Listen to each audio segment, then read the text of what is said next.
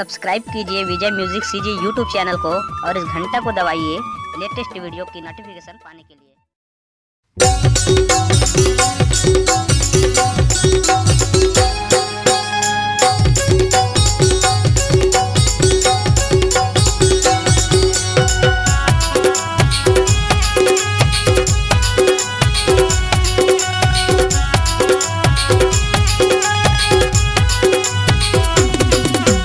बेचत टूरी बेचत गोरी भाटा मुरई संग म धरे करेला जा दे दे करेला वो गोरी होगे हावे शाम दे दे करेला वो गोरी होगे हावे शाम।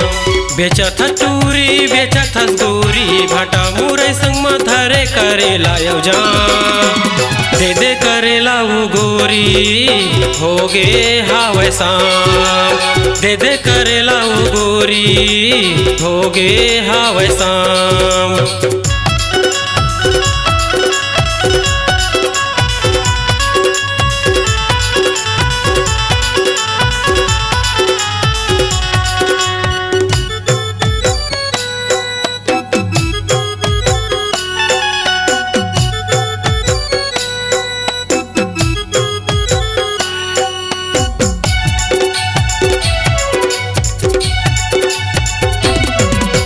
गली गली में बेचत टूरी धरे हवस करेला वो धरे हवस करेला जल्दी तद न मोला वो गोरी होवत हावे बेरा वो होवत हावे बेरा।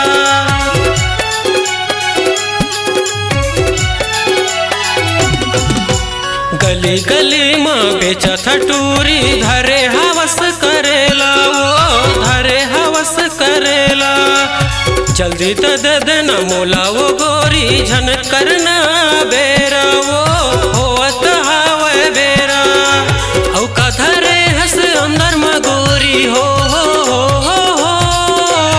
औ का धरे हस अंदर म गोरी दिखत हावे जाम दे दे करेला वो गोरी होगे हावे शाम दे दे करेला वो गोरी होगे हावे शाम।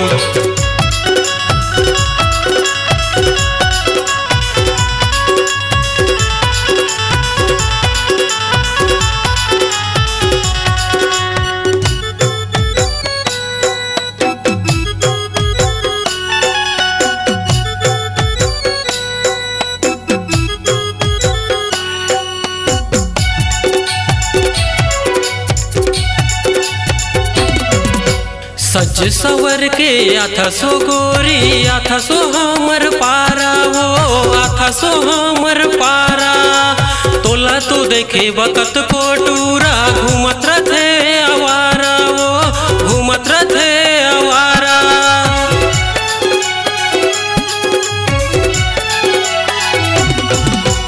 सज सवर के आथा सो गोरी आथा सो हमर पारा वो आथा सो हमर पारा तोला तो देखे बकत कोटूरा घूमत रथे आवारा वो घूमत रथे आवारा।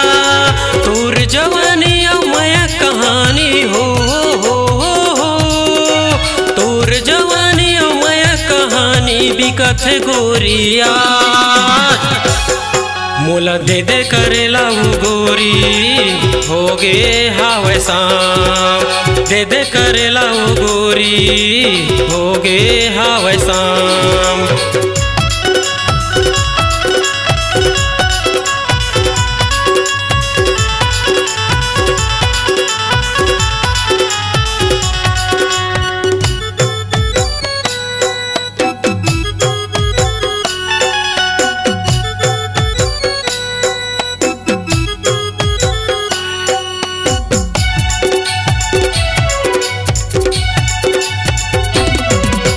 दुर्ग शहर ले आए हस गोरी चंपा शहर मोर गाँव चंपा शहर मोर गाँव सारा गाँव के डहर में पूछबे नील सिंह हावे मोर नाम गोरी नील सिंह हावे मोर नाम।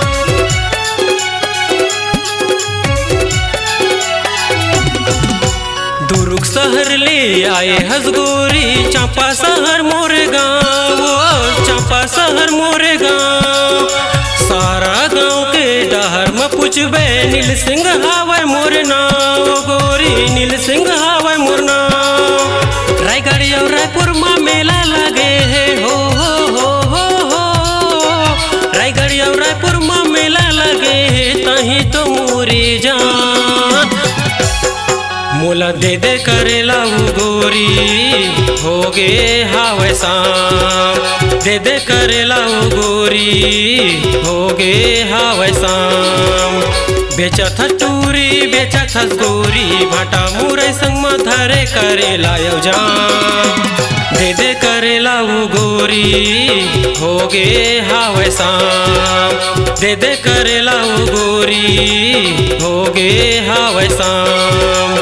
दे दे करेला उ गोरी, होगे हावय शाम। दे दे करेला उ गोरी, होगे हावय शाम।